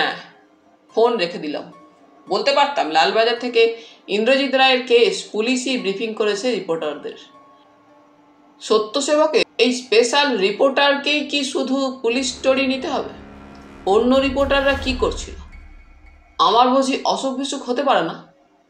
সমস্যা হলো সত্যদাকে কিছু বুঝিয়ে বলা কঠিন। চিফ রিপোর্টার অবনীদার কাছে কথাটা তুলতে হবে। অভিমান ঝেড়ে ফেলে চটপট ব্রেকফাস্ট খেলাম। তারপর কর্নেলের বাড়ি ছুটে চললাম। গিয়ে দেখি কর্নেল টেলিফোনে কার সঙ্গে চাপা স্বরে কথা বলছেন। সোফায় হেলান দিয়ে বসে আছেন বাহরিনের মুক্ত ব্যবসায়ী শেখ জুবাইর আল সাবাহ। একেবারে ভিজে নেতিয়ে পড়া চেহারা, চোখ দুটো রাঙা, তবে ফোঁস ফোঁস করে শ্বাস প্রশ্বাস যথারীতি পড়ছে। আমার দিকে একবার তাকিয়ে চোখ ঘুরিয়ে নিলেন শেখ সাহেব। বললাম, গুড মর্নিং, কিন্তু জবাব দিলেন না।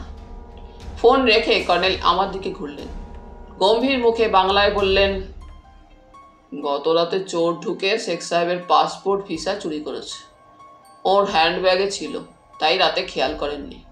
সকালে হ্যান্ডব্যাগ খুলে দেখেন পাসপোর্ট ভিসা নেই। তাহলে কি কেউ বা কারা? আমার কথার উপর কর্নেল বললেন, কেউ বা কারা চেয়েছে শেখ সাহেব যেন এখনই এদেশ থেকে চলে যান। একজন বিদেশির পাসপোর্ট ভিসা চুরি গেলে শেষমেশ তাকে ডিপোর্ট করা হবেই। তাছাড়া গালফ ওয়ারে ভারতের ভূমিকায় ইরাক বাদে প্রায় সব আরব দেশ আপাতত অখুশি।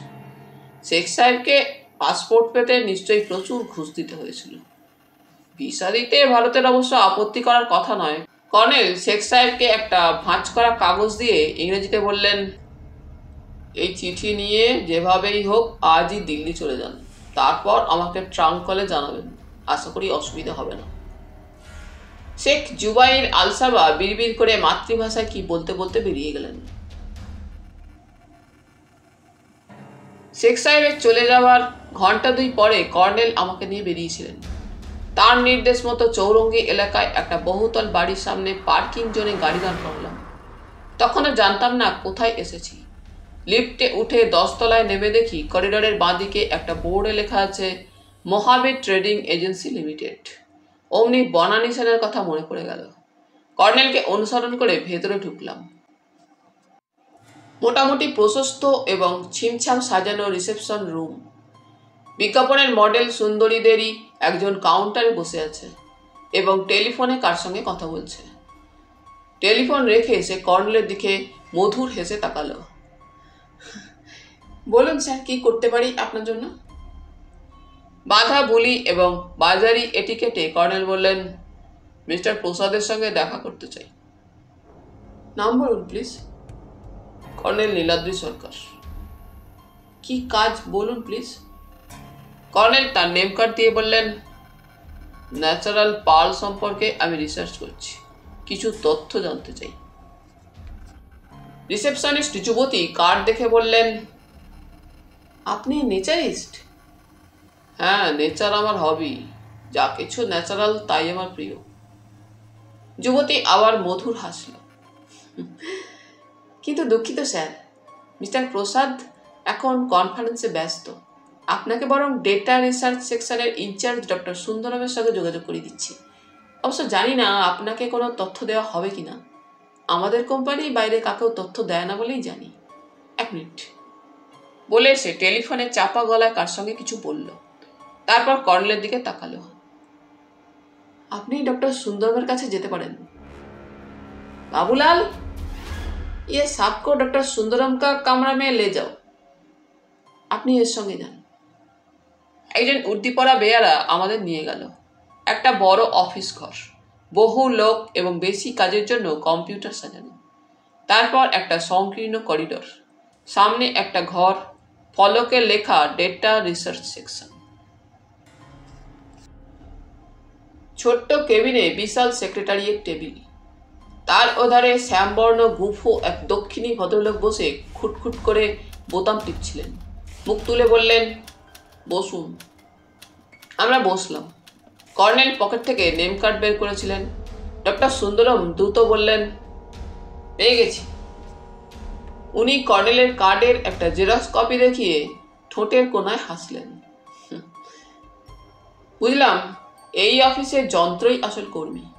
রিসেপশনিস্ট যুবতী কম্পিউটারের সাহায্যে মুহূর্তেই কাজটা করে দিয়েছে।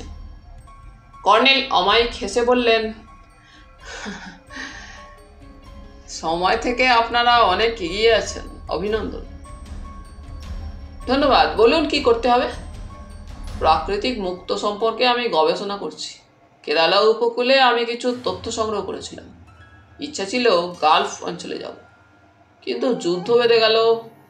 তো আমি শুনেছি ওই এলাকার তথ্য আপনাদের কাছে আছে, তাই। বাধা দিয়ে ডক্টর সুন্দরম বললেন, কর্নেল সরকার, আপনি বললেন সময়ের চেয়ে আমরা এগিয়ে আছি, খাঁটি কথা বলেছেন। আপনি কেন এখানে এসেছেন তা আমরা জানি। আপনার সঙ্গী ভদ্রলোক কে তাও আমাদের অজানা নয়। কিন্তু দুঃখিত কর্নেল সরকার, শেখ জুবাইর আল সাবার চুরি যাওয়া মুক্ত সম্পর্কে কোনো তথ্যই আমাদের জানা নেই। আমি চমকে উঠেছিলাম। কর্নেল দাড়িতে হাত বুলিয়ে আসতে বললেন, ঠিক এই তথ্যই আমি জানতে এসেছিলাম, পেয়ে গেলাম। ডক্টর সুন্দরম ভুরু কুঁচকে তাকালেন। তার মানে? কর্নেল তার কথায় কান না করে বললেন, প্রসাদজি আমার সঙ্গে দেখা করতে চান না, ওকে জানিয়ে দেবেন আমার সঙ্গে দেখা করলে লাভবান হতেন। ধোঁয়াটে কথাবার্তা আমি পছন্দ করি না কর্নেল সরকার। শেখ সাহেবকে প্রসাদজি যত বোকা ভেবেছিলেন, উনি তত বোকা নন। ডক্টর সুন্দরম উঠে দাঁড়ালেন, মুখের রেখায় চাপা রাগ স্পষ্ট। আপনার হেয়ালি শোনার সময় আমার নেই, আপনি আসতে পারেন। আর একটা কথা আপনাকে জানিয়ে রাখা উচিত, এই কোম্পানির সঙ্গে সরকারের এক্সপোর্ট প্রমোশন কাউন্সিলের ঘনিষ্ঠ সম্পর্ক আছে। দুবাইয়ে কাউন্সিলের ফরেন অফিসের চার্জে আছেন প্রসাদজির জামাই। কর্নেল উঠে দাঁড়িয়ে একটু হেসে বললেন, প্রসাদজিকে আরেকটা কথা বলে দেবেন, ইন্দ্রজিৎ রায় ওর ফাঁদ এড়াতে গিয়ে আর একটা ফাঁদে পড়েছিল। প্রসাদজি যেন একই ভুল না করেন। ডক্টর সুন্দরমের সোনালি ফ্রেমের চশমা নাকের ডগায় ঝুলেছিল। চশমার উপর দিয়ে দুটি নিষ্পলক চোখ দেখা যাচ্ছিল। এই অবস্থায় ওকে রেখে আমরা বেরিয়ে এলাম। রিসেপশন থেকে বেরিয়ে লিফটের জন্য অপেক্ষা করছি। এমন সময় করিডোরের শেষ প্রান্তে বাঁকের মুখে একজন বেঁটে গাবদা গাবদা চেহারার টাই স্যুট পরা ভদ্রলোককে দেখতে পেলাম। মুখে ফ্রেঞ্চ কাট কালো দাড়ি এবং মাথায় টুপি, হাতে একটা ব্রিফকেস। ভদ্রলোক আস্তে আস্তে হঠাৎ দাঁড়িয়ে হাত তুলে ঘড়ি দেখলেন, তারপর যেদিক থেকে আসছিলেন সেই দিকেই হন্তদন্ত ফিরে গেলেন। মুখটা কেন যেন চেনা মনে হলো। তবে সাংবাদিক জীবনে কত প্রেস কনফারেন্স কভার করেছি, কোথাও দেখে থাকবো হয়তো। নিচের পার্কিং জোনে এসে বললাম, বড্ড জট পাকিয়ে গেল বস। কর্নেল তুম্ব মুখে বললেন, সময়ের চেয়ে এগিয়ে থাকার একটা বিপদ হলো। মানুষ তখন একচক্ষু হরিণ হয়ে ওঠে। দৃষ্টিটা তখন সামনে, আর কত এগোনো যায় এই চিন্তা। আশেপাশে বা পেছনে ঘুরে কিছু দেখে না, বুঝলে তো।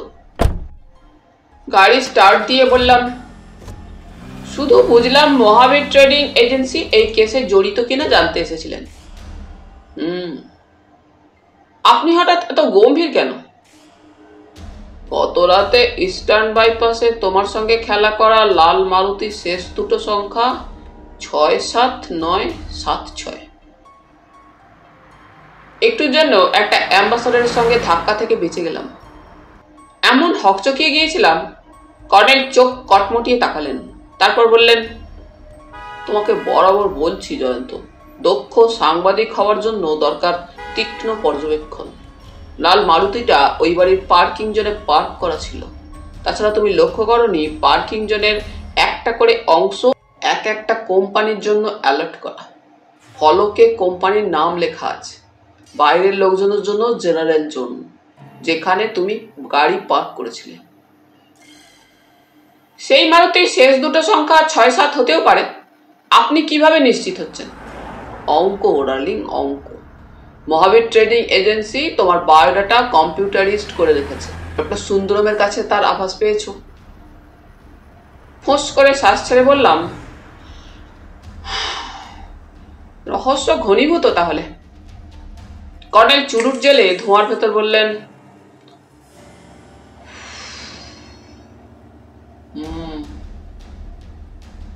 তবে এতক্ষণে খেইটা হয়তো দেখতে পাচ্ছি। প্লিজ আমাকে খেইটা দেখিয়ে দিন, বনানি সে বলে কর্নেল সিটে হেলান দিয়ে চোখ বুঝলেন। ফ্রি স্কুল স্ট্রিটে পৌঁছালে উনি চোখ খুলে সিধে হয়ে বসলেন। বললেন, বউবাজার জয়ন্ত, একবার চন্দ্র জুয়েলার্সের কুঞ্জনাথ বাবুর সঙ্গে দেখা করা দরকার। ফুয়েল খরচ হবে তোমার গাড়ির, হোক না, আমি উসুল করে দেবো, ভেবো না। হাসতে হাসতে বললাম, দৈনিক সত্যসেবক দেবে ফুয়েল খরচ, কারণ স্টোরিটা পেলে কাগজের সার্কুলেশন 1 লাখ বেড়ে যাবে। কাগজ নাকি ডাল হয়ে যাচ্ছে। কাগজের এজেন্টরা রোজ এসে সার্কুলেশন ম্যানেজারের কাছে রিপ্রেজেন্টেশন দিচ্ছে।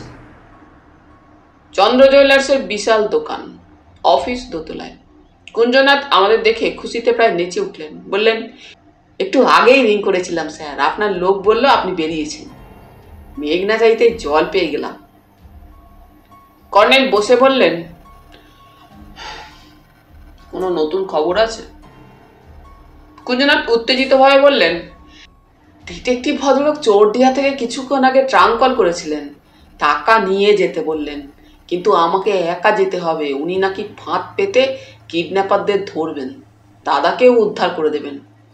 এখন কথা হলো, ওর কথার ভরসা করে অতগুলো টাকা নিয়ে একা যাওয়া কি ঠিক হবে? তাছাড়া ভদ্রলোকের মাথায় ছিট আছে। কর্নেল বললেন,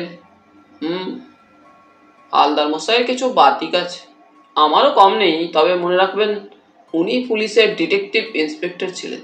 আপনি টাকা নিয়ে যেতে পারেন, তবে সঙ্গে শক্ত সামর্থ্য লোক নেবেন। তারা আপনার অচেনা লোক সেজে যাবে। হালদার মশাইয়ের সঙ্গে আপনার দেখা হয়ে গেলে ওরা স্টেশনে থেকে যাবে। কুঞ্জনাথ দ্বিধার ভাব দেখিয়ে বললেন, সঙ্গে আপনার মতো মানুষ পেলে চিন্তার কিছু ছিল না। আমি বললাম, ট্রাঙ্ক কলে ডিটেকটিভ ভদ্রলোকই যে কথা বলেছেন, আপনি শিওর তো কুঞ্জনাথ বাবু? কুঞ্জনাথ হকচকিয়ে গেলেন। সেও তো ভাববার কথা। তবে ইস্ট বেঙ্গলের ভাষায় কথা বললেন, কথাবার্তার ভঙ্গিতে উনি বলেই মনে হলো। তবে আপনি ঠিকই ধরেছেন, যদি অন্য কেউ হয়, তাই না কর্নেল সাহেব? কর্নেল হাসলেন। হালদার মশাইয়ের সঙ্গে দেখা না হলে ফিরে আসবেন। কুঞ্জনাথ করুণ মুখে বললেন, চোরডিহার নাম শুনেই কেমন ভয় করছে, তাতে বিহার মুলুকের যা কাণ্ড কারখানা কাগজে পড়ি। কর্নেল তাকে থামিয়ে বললেন, ডিসিডিডি লাহিড়ী সাহেবকে বলুন আপনার সঙ্গে সাদা পোশাকের পুলিশ গার্ড যেন থাকে। তাহলে যাব বলছেন? যান।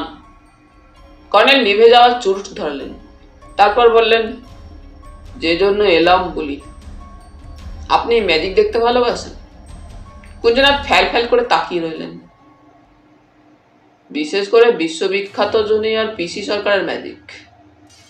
কেন একথা জিজ্ঞেস করছেন স্যার? আগে আমার প্রশ্নের জবাব দিন কুঞ্জনাথ বাবু। কুঞ্জনাথ নড়ে বসলেন। মনে পড়েছে, মহাবীর ট্রেডিং এজেন্সির ম্যানেজিং ডাইরেক্টর গণেশ লাল প্রসাদ দাদাকে দুটো ম্যাজিক শোয়ের টিকিট দিয়েছিলেন। দাদা আমাকে টিকিট দুটো দিয়ে বলেছিল আমার সময় হবে না, তবে প্রসাদজি যখন দিয়েছেন যাওয়া উচিত, বরং তুই যাস বৌমাকে নিয়ে। তো স্যার, আমার স্ত্রী সেদিন হঠাৎ শ্বশুরমশাইয়ের অসুস্থতার খবর পেয়ে চলে গেল। সেদিন প্রসাদজির অফিস থেকে একটা ট্রেডিং ইনফরমেশন দিতে এসেছিল সেই মেয়েটা sir, Banani Sen, data research সেকশনের অ্যাসিস্ট্যান্ট। কথায় কথায় ওকে বললাম ম্যাজিক দেখতে চাও?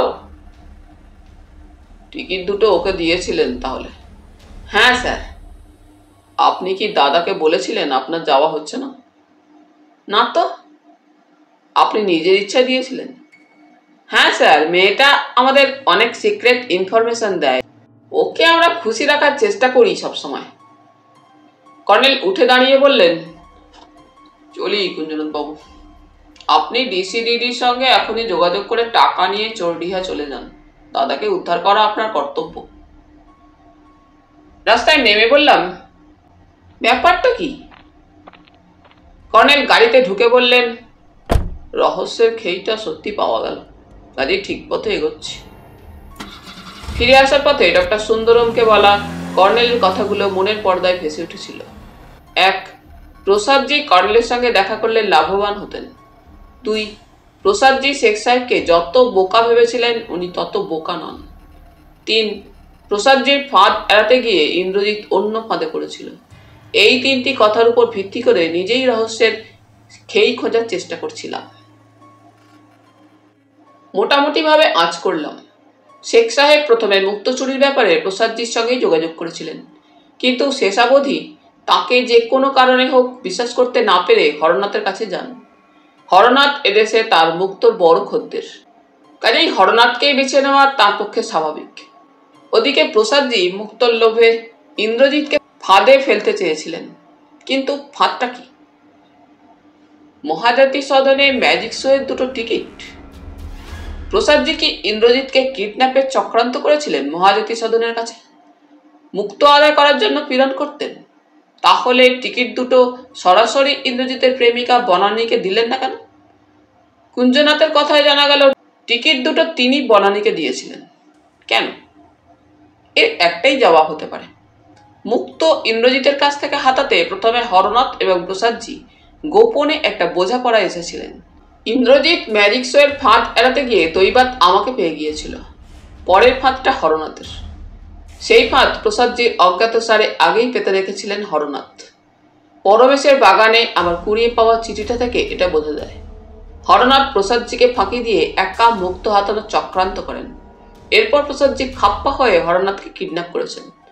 কিন্তু প্রসাদজি কর্নেলের সঙ্গে দেখা করলে কি লাভ হতো? জয়ন্ত, সাবধান, অ্যাক্সিডেন্ট করে ফেলবে। একটা আবর্জনা বোঝাই বিশাল ট্রাক ওভারটেক করে বেরিয়ে গেল। স্টিয়ারিং শক্ত হাতে ধরে বললাম, না, আমি ব্যাকভিউ মিররে লক্ষ্য রেখেছিলাম, জানতাম একটা ছেলে ওভারটেক করবে। কিন্তু তুমি লক্ষ্য করনি সেই লাল মারুতি আমাদের সারাক্ষণ ফলো করছে? চমকে উঠে বললাম, কি? কোথায়? ওয়েলিংটন স্কোয়ারের কাছে গণেশ অ্যাভিনিউ দিয়ে রাইট টার্ন করে চলে গেছে। আপনার বলা উচিত ছিল, ওকে তাড়া করতাম। কর্নেল হাসলেন। কলকাতা শহরে কোনো গাড়িকে ফলো করা যদি বা যায়, তাড়া করে ধরা যায় না। প্রাইভেট ডিটেকটিভ হালদার মশাইয়ের মতো তাহলে রাস্তা দিয়ে দৌড়তে হয়। তবে উনি একসময় পুলিশ ছিলেন, চোর ডাকাতের পিছনে দৌড়ানো অভ্যেস আছে, তোমার নেই।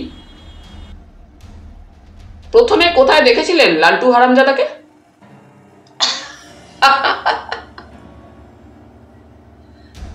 কর্নেল এবার অট্টহাসি হাসলেন। ঠিক বলেছ, লালটু হারামজাদাই বটে। চন্দ্র জুয়েলার্স থেকে বেরিয়ে অনেকটা দূরে চোখ পড়েছিল, কিন্তু অকারণ রাস্তাঘাটে সিন ক্রিয়েট করার মানে হয় না। তারা রিস্কও ছিল। গাড়ির জটলা থেকে গুলি ছুটতে পারত। কোন গাড়ি থেকে কে গুলি ছুঁড়লো তা বলার জন্য তুমি বা আমি বেঁচে থাকতাম না। আটকে উঠলাম। গুলি ছোড়ার কথা ভাবছেন কেন? জাস্ট একটা কথার কথা। না, আপনি সিরিয়াসলি বলছেন মনে হলো। কর্নেল আসতে বললেন, ছেড়ে দাও। ছেড়ে দেওয়া ঠিক হবে না বস। ডিসিডিডি লাহিড়ী সাহেবকে গাড়িটার নাম্বার জানিয়ে দিন। কর্নেল আবার বললেন, ছেড়ে দাও। আমি কিন্তু জানিয়ে দেব। না ডার্লিং, তাতে কোনো লাভ হবে না। আমার ধারণা গাড়িটার নাম্বার প্লেটে ভুয়ো নাম্বার লাগানো আছে। বেগতিক দেখলে নাম্বার প্লেট বদলে ফেলবে। এ শহরে অসংখ্য লাল মারুতি আছে। ইলিয়ট রোডে কর্নেলের বাড়ির কাছে এসে বললাম, 2টা বাজে প্রায়, আপনাকে এখানেই নামিয়ে দিচ্ছি। কর্নেল ষড়যন্ত্র সংকুল স্বরে বললেন, তোমার লাঞ্চের নেমন্তন্ন? কথার ভঙ্গিতে হেসে ফেললাম। এবার দেখছি আমাকে পাকাপাকিভাবে আপনার অ্যাপয়েন্টমেন্টে ডেরা পাততে হবে। সল্টলেকের ফ্ল্যাটে বরং ভাড়াটে বসিয়ে দেব। আমার আপত্তি নেই, তবে তুমিই বেশি দিন টিকতে পারবে না। পাগল হয়ে যাবে। প্রতিদিন রাজ্যের যত অদ্ভুত অদ্ভুত লোক এসে আমাকে উত্ত্যক্ত করে। ষষ্ঠী বলে আমার পাল্লায় পড়ে সে নাকি পাগল হয়ে যাচ্ছে। কথাটা সত্যি। গাড়ি লনের পার্কিং জোনে রেখে কর্নেলের সঙ্গ ধরলাম। 3তলার অ্যাপার্টমেন্টের ডোরবেলের সুইচ টেপার আগেই ষষ্ঠীচরণ দরজা খুলে দিল। নিশ্চয়ই জানালা দিয়ে আমাদের দেখতে পেয়েছিল। ড্রয়িং রুমে ঢুকে কর্নেল বললেন, জয়ন্ত খাবে, শিগগির খেতে দে। ষষ্ঠী বলল, দাদাবাবু খাবেন সে কি আমি জানি না? কর্নেল চোখ কটমটিয়ে বললেন, তাহলে দাঁড়িয়ে আছিস কেন? আগে বাবা মশাই একটা ফোন এসেছিল। আমি বললাম বাবা মশাই বেরিয়েছেন, কখন ফিরবেন বলতে পারবো না। নাম জিজ্ঞেস করেছিলি? আগে হ্যাঁ, বললে পরে ফোন করবো। কথা শুনে মনে হলো বাঙালি না। ষষ্ঠী চলে গেলে কর্নেল বললেন, 1 মিনিট ডার্লিং, পোশাক বদলানো দরকার। তুমি বরং বাথরুমে গিয়ে হাত মুখ ধুয়ে ফেলো, তোমাকে ক্লান্ত দেখাচ্ছে। কিছুক্ষণ পরে ডাইনিং এ খাওয়ার টেবিলে বসে ডক্টর সুন্দরমকে বলা কর্নেলের কথা থেকে তৈরি আমার থিওরিটা উত্থাপন করলাম। কর্নেল গম্ভীর মুখে বললেন, তোমাকে বারবার বলেছি জয়ন্ত, খাওয়ার সময় কথা বলা উচিত নয়। প্রথমত খাওয়ার স্বাদ থেকে বঞ্চিত হবে, দ্বিতীয়ত খাবার গলায় আটকে যাওয়ার চান্স আছে। তাই বটে, আমার বৃদ্ধ বন্ধুর এই অভ্যাস আছে। খাওয়ার সময় উনি কথা বলা পছন্দ করেন না। কিন্তু এই সময় ফোন বেজে উঠল। ষষ্ঠী ড্রয়িং রুমে চলে গেল ফোন ধরতে। একটু হেসে বললাম, মনে হচ্ছে আপনার এই অভ্যাসটা সবসময় মেনে চলতে পারেন না।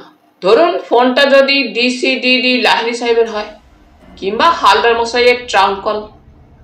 কর্নেল হাসলেন। ব্যতিক্রম নিয়মকেই সাব্যস্ত করে ডার্লিং, তবে ফোনটা প্রসাদজির হওয়াই সম্ভব।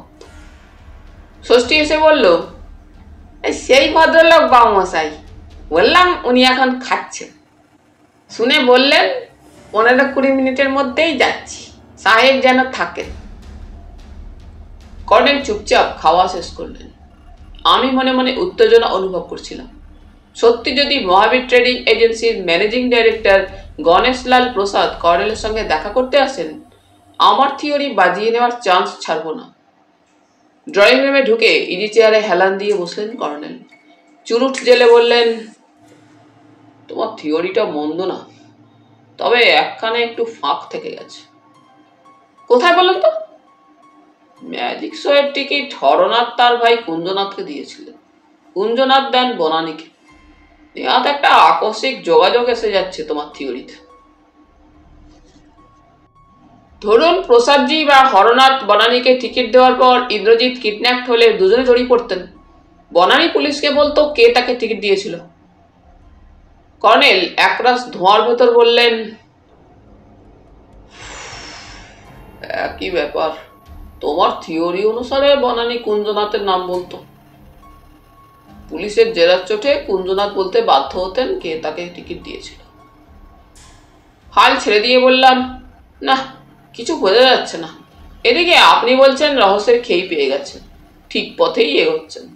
হ্যাঁ, খেই পেয়ে গেছি এবং সঠিক পথেই এগোচ্ছি। সেইটা কি? ইন্দ্রজিতের চুরি করে আনা মুক্ত কোনো পক্ষই হাতাতে পারেনি। ইন্দ্রজিৎ তার যেখানে বা যার কাছে রেখেছিল সেখানে বা তার কাছেই আছে, তা না হলে এত সব ঘটনা ঘটত না। একটু ভেবে নিয়ে বললাম, বনানীর কাছে নেই তো? কর্নেল হাসলেন। তুমি ওর সঙ্গে ভাব জমিয়ে দেখতে পারো। হঠাৎ বনানীর একটা কথা মনে পড়ে গেল। বললাম, কর্নেল, বনানী একটা মিথ্যা কথা বলেছে আপনাকে, ডাহা মিথ্যা। কর্নেল ভুরু কুচকে তাকালেন।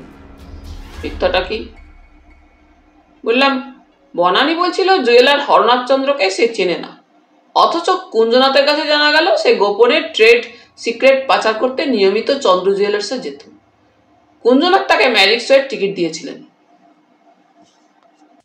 কর্নেল বললেন, বনানী গোপনে ট্রেড সিক্রেট চন্দ্র জুয়েলার্সকে পাচার করতো বলেই আমাকে কথাটা লুকিয়েছে, এতে অস্বাভাবিক কিছু নেই। যাই হোক, তুমি সাংবাদিক, বোম্বেতে ইন্দ্রজিৎকে ইন্টারভিউ করেছিলে, কাজেই তুমি সহজে ওর সঙ্গে ভাব জমাতে পারো। হাসতে হাসতে বললাম, ওই যে শাস্ত্রবাক্য আছে, মেয়েদের মনের নাগাল দেবতারাও পান না। এতক্ষণে প্রত্যাশিত ডোরবেল বাজল। কর্নেল হাঁকলেন, ষষ্ঠী। ষষ্ঠী সারা এলো কিচেনের দিক থেকে। এঁটো হাত বাবা মশাই। এঁটো হাতে দরজা না খোলা ষষ্ঠীচরণের একটা সংস্কার, কাজেই আমি দরজা খুলতে গেলাম। তাগড়াই চেহারা এক গুফো মধ্যবয়সী ভদ্রলোক তুম্ব মুখে ইংরেজিতে বললেন, কর্নেল সরকারের সঙ্গে অ্যাপয়েন্টমেন্ট আছে। আপনি কি মহাবীর ট্রেডিং এজেন্সির? আমার কথার উপর ভদ্রলোক বললেন, কেউ কি মহাবীর ট্রেডিং এজেন্সি থেকে কর্নেল সরকারের সঙ্গে অ্যাপয়েন্টমেন্ট করেছে? একটু ভরকে গেলাম কথার ভঙ্গিতে। বললাম, না, কেউ বলেনি, অনুমান করছি আর কি। আপনি সাংবাদিক জয়ন্ত চৌধুরী? অমনি স্মার্ট হয়ে বললাম, তাহলে আপনি মিস্টার গণেশলাল প্রসাদ। ভেতর থেকে কর্নেল ডাকলেন, ওকে ভেতরে নিয়ে এসো জয়ন্ত। ড্রয়িং রুমে ঢুকে ভদ্রলোক নমস্কার করে বসলেন। তারপর আমাকে হতাশ করে একটু হেসে বললেন, আমার নাম যোগেন্দ্র শর্মা। প্রসাদজি আমাকে পাঠিয়েছেন, আমি ওর প্রাইভেট সেক্রেটারি। বিকেলের ফ্লাইটে উনি জরুরি কাজে বোম্বে চলে যাচ্ছেন, তা না হলে নিজেই আসতেন। বলুন মিস্টার শর্মা, প্রসাদজির জন্য কি করতে পারি? প্রসাদজি দুঃখিত, ডক্টর সুন্দরম আপনার সঙ্গে খারাপ ব্যবহার করেছেন। শুধু দুঃখ প্রকাশের জন্য প্রসাদজি নিশ্চয়ই আপনাকে পাঠাননি। যোগেন্দ্র শর্মা আসতে বললেন, উনি দুঃখিত এবং ক্ষমাপ্রার্থী, তবে উনি আপনার কাছে জানতে চেয়েছেন আপনি কি ব্যাপারে ওকে সাহায্য করতে আগ্রহী। বুঝলাম না। আপনি ডক্টর সুন্দরমকে বলে এসেছেন প্রসাদজি আপনার সঙ্গে দেখা করলে লাভবান হতেন, এ কথার অর্থ উনি বুঝতে পারেননি। কর্নেল নিভে যাওয়া চুরুট জেলে ভীষণ গম্ভীর মুখে বললেন, দুঃখিত মিস্টার শর্মা, তা জানতে হলে প্রসাদজিকে আমার মুখোমুখি হতে হবে। এভাবে ভায়া মিডিয়া কথা বলা আমি পছন্দ করি না। আপনি আসতে পারেন, আমি ব্যস্ত আছি। যোগেন্দ্র শর্মা কর্নেলের দিকে ক্রূর দৃষ্টিতে তাকিয়ে উঠে দাঁড়ালেন। তারপর শটান বেরিয়ে গেলেন। আমি হতবাক হয়ে বসে রইলাম। কর্নেল চুরুট অ্যাস্ট্রোতে রেখে টেলিফোনের দিকে হাত বাড়ালেন। তাহলে বন্ধুরা, আজ এই পর্যন্তই। গল্প পাঠ তোমাদের ভালো লেগে থাকলে তোমাদের কাছে আবারও অনুরোধ থাকলো, লাইক, শেয়ার এবং সাবস্ক্রাইব করে তোমাদের মূল্যবান মতামত পাঠানোর জন্য। ধন্যবাদ।